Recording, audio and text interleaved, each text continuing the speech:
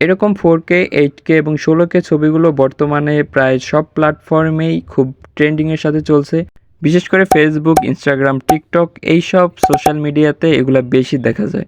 আজকে আপনাদেরকে দেখাবো কিভাবে ফোন দিয়ে এরকম 4K, 8K, 16K ছবিগুলো আপনারা ক্রিয়েট করতে পারবেন।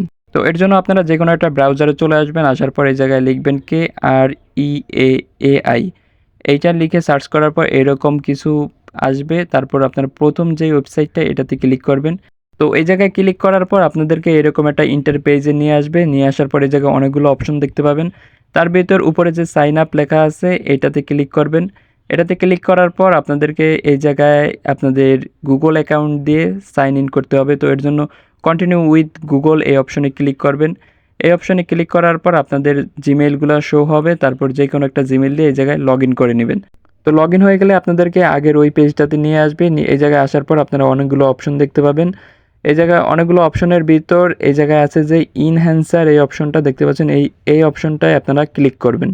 এবার আপনাদেরকে আরও একটা পেজে নিয়ে আসবে। এই জায়গায় আসার পর অনেকগুলো অপশন থাকবে। তার ভিতর উপরের যে অপশনটা drag and drop or click here এই জায়গায় ক্লিক করবেন। তো এই জায়গায় ক্লিক করার পর অ্যালাউ চাইলে অ্যালাউ করে দিবেন। তারপর আপনারা যে পিকচারটা এডিট করবেন ওইটা সিলেক্ট করে ডান করে দেবেন।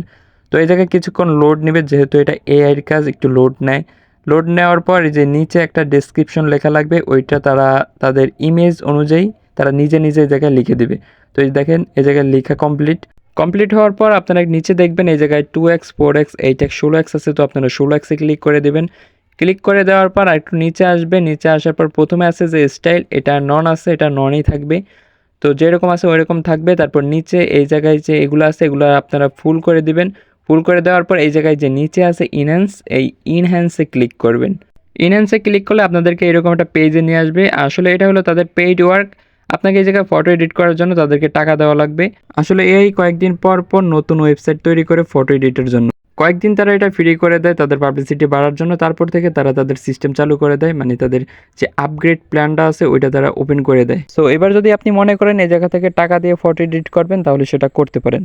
আর যদি মনে করেন আপনি এই জায়গা থেকে ফ্রিতে ফটো এডিট করবেন তাহলে সেটা জীবনেও সম্ভব নয়। এরপরও আপনি অনেক ভিডিও দেখবেন যে কিভাবে এই জায়গা থেকে ফটো এডিট করা যায়। আমি শুধু বলবো যে সেটা হবে শুধুই সময় নষ্ট।